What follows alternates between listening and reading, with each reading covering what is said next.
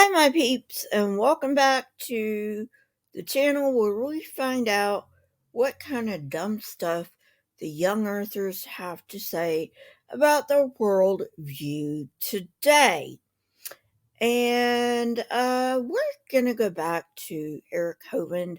I just love him, you know? So, my last two videos on Eric have been about his one video with this VP of finance or whatever. So, anyway, it's ostensibly about evolution, but let's face it, it's just him preaching to us. Oh, yeah, and that tired old trope that young earthers like to trot out again and again and again. Well, I don't know how it could have happened through natural processes, therefore, God, and conflation with evolution and the Big Bang. And hey, throw in some education while you're at it, because, these people need all the goddamn help they can find, and they really don't have much education. So, I'll help you out. At any rate, I'll do my shilling, because, come on, that's part of my job. And then, little Eric, you can take it away and spew all the nonsense that you want so I can tear it apart. Charles Darwin in 1859 wrote his seminal book on the origin of species. And he came up with this clever idea that somehow, this idea, I call it a speculation, that all of life came about by random natural processes from a single universal common ancestor. First of all, why are you going back to Charles Darwin?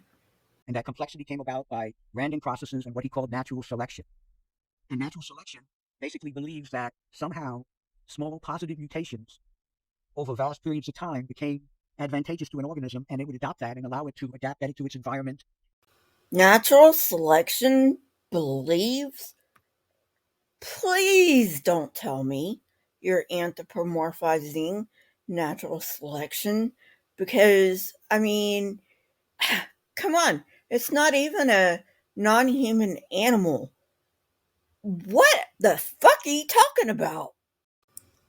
Look, dude, clearly you do not know what the fuck you're talking about. So let me help you out. The definition of natural selection is above my head. Now, I want to know, what kind of a problem do you have with that definition? Or maybe that definition is a bit too hard for you, so let me make it a bit easier on you. Everything living is born with mutations. Some mutations are bad, some mutations are good. Natural selection weeds out the bad mutations while keeping the good.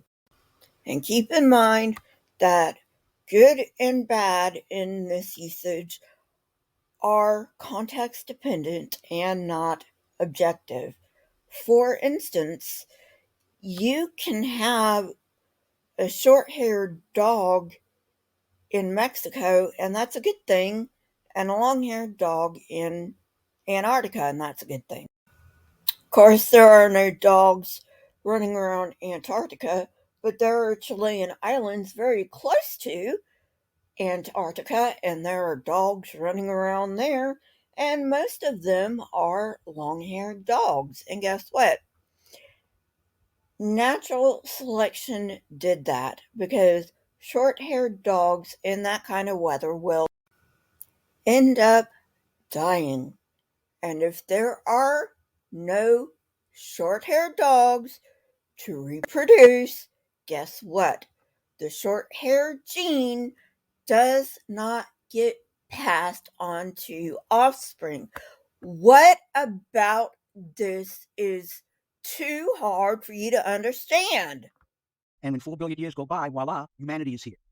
That takes a lot of faith, because if there's nothing to start with, and that's where evolution runs into its first road.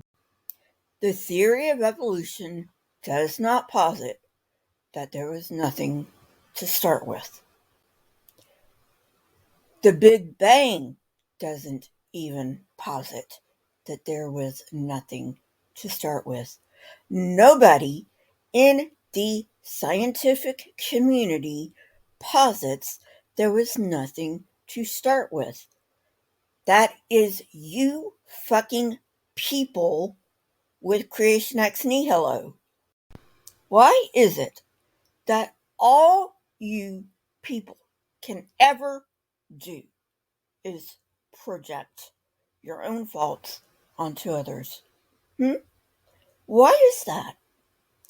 Is it because you see how utterly fucking ridiculous your beliefs are, and so you have to pretend that they belong to somebody else to make yourselves feel better? Let me make this perfectly clear. The Big Bang Theory has nothing to do with evolution. You can believe in the theory of evolution and not believe in the Big Bang Theory, and plenty of people do. Now, even if I give it to you that they are the same thing, which they're not, you are forgetting something. Even though it makes no sense to talk about before the Big Bang, I'm going to do that just to make a point. So, my scientifically literate people, I know that before the Big Bang makes no goddamn sense. Okay, so scientists do not talk about what happened before the Big Bang because that is not the province of science. Come on. And that's where evolution runs into its first roadblock.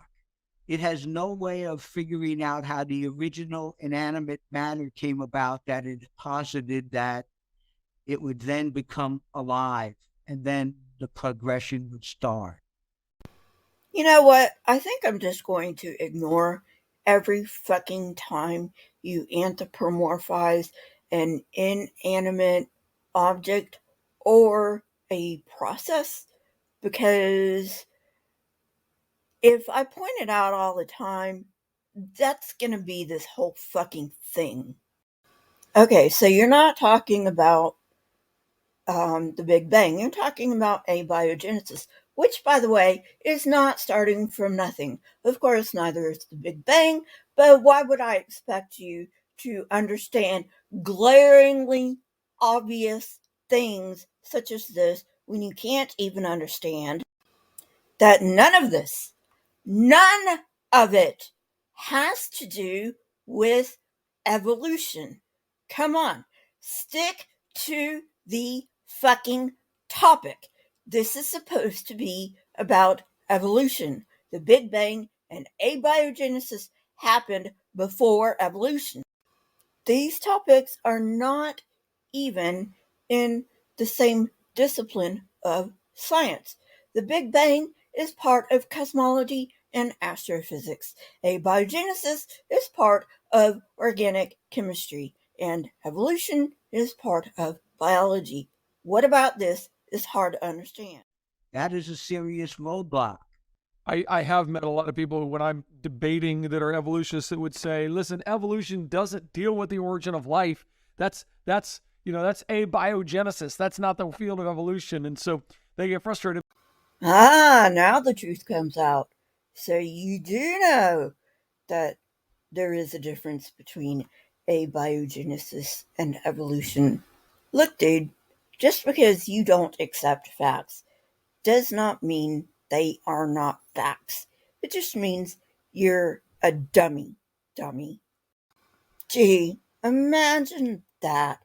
Who would have thunk that people would get frustrated with you when they know that people have told you time and time and time again that they are two separate subjects? Huh? At any rate, If you want to know about the origin of life, go ask an origin of life researcher. I am sure that they would be happy to sit down with you and share with you how we know what we know, and even what we know if you are that stupid. Look, dudes, most researchers are professors.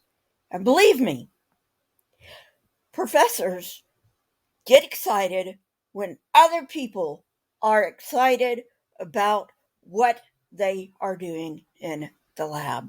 Now, I know you're not excited. You want to use their words against them because most scientists are honest people, and scientists who are not honest don't tend to last very long in the scientific community. So I know that you're just going to take, I don't know, and run with it. I know I pointed this out before, but I'm going to continue to point it out because this is important. Saying God done did it does not solve the problem. It just pushes it back one step. Because where did God come from? And I know what you're going to say. You're going to say, well, God is eternal. God just is. Why do we need a God then? We can say matter and energy are eternal. No God needed. Hello? Why don't you just say that and be done with it? But I'm going, well, you've got to get life to start somehow, and so you have to believe in abiogenesis at some point. You have to believe life came from non-life or somebody created it. I mean, are there any other choices out there? Is there any other option that we could believe in?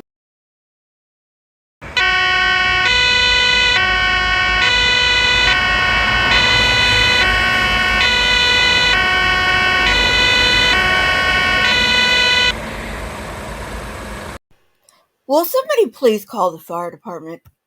These gentlemen, and I use that term loosely, are going to start a fire with their irresponsibility and the huge straw man they just built up.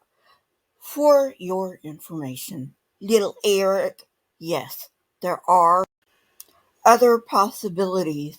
I know that is hard for you to wrap your teeny little mind around, but yes, there are other possibilities, such as the one I already put forth. Energy and matter are eternal. As for life specifically, have you ever thought that maybe, and this is just a thought experiment because I don't believe this either, okay? But have you thought that maybe we're just a mind in a vat? Has that ever crossed your mind? Or hey, maybe aliens done did it. Yeah, maybe aliens done did it. Of course, that would be a creator or creators, but it still wouldn't be God now, would it? Seriously. Well, that does it. I'm officially now a Scientologist because Xenu must have sent Thetans to Earth because they were bugging him too much. And there was a volcanic explosion. Or am I mixing up my mythologies? Oh well, it doesn't really matter. I don't believe in Xenu any more than I believe in your God. But do you see how utterly ridiculous this sounds? Put any other name instead of God in place of God. And now you see how utterly ridiculous your God claim is to us, because the claim that anybody else but your God created us is ridiculous to you. There are really only two options. That's God or evolution. And if you hitch your wagon to evolution, it comes with an avalanche of negativity, an avalanche of negative problems. And to me, evolution is one of the most morbid concepts of all. The Bible says that we are of infinite value. We are masterpieces of his creative genius. We are special beyond imagination. He calls us his treasured possession. If you believe in evolution, you came from the goo to the zoo to you. That's it. Oh my fucking god. This is so goddamn stupid. I don't even know where to start. So let's see. I guess I'll start with the easiest thing to just say out loud and be done with it. Reality doesn't care what you think. And quite frankly, neither do I. Proof, dude. Evidence. That is what I am looking for. Just because you don't like the implications of the theory of evolution does not mean that it is not true. What is hard about this? All right, now that we've got the easy one out of the way, let's get to the awful, stupid shit that you just spewed out. There really is only two options, you say, God or evolution. Not true.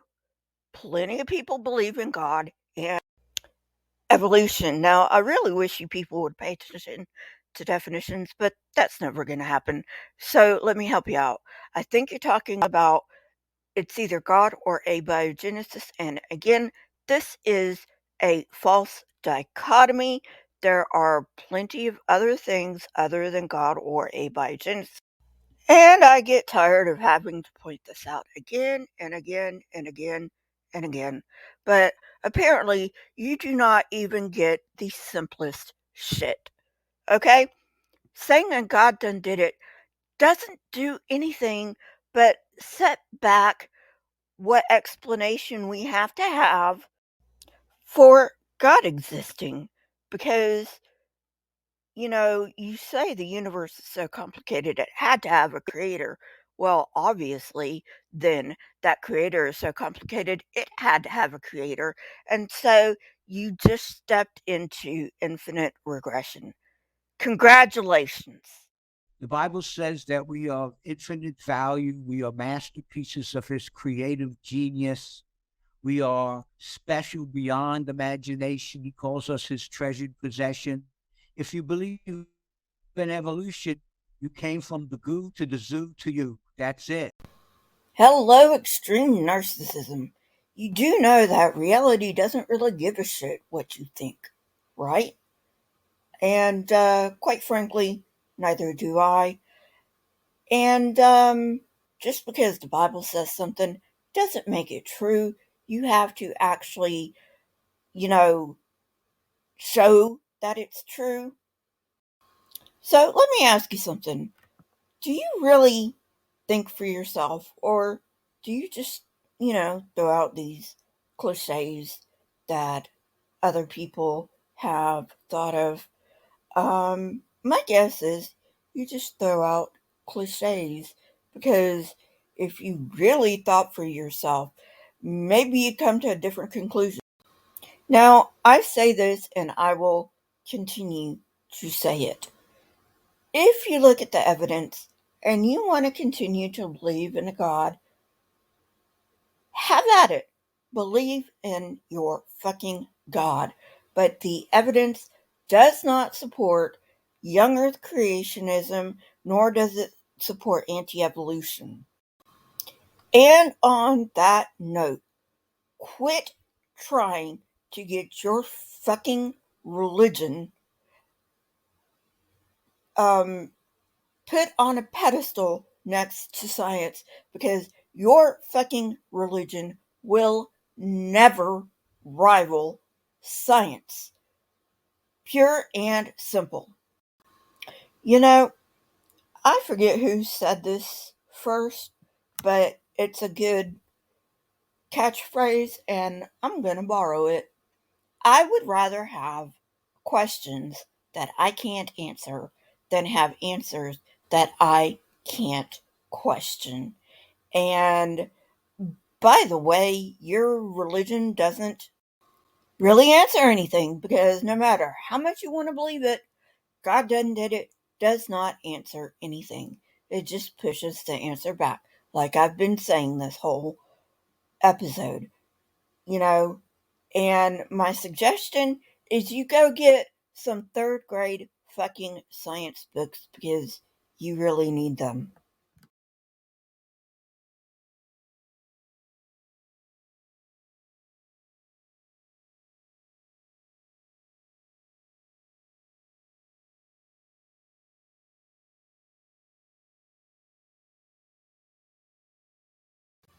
As you can probably tell, these people have no clue what the fuck they're talking about. They do the creationist gish-gallop. The Big Bang is not evolution.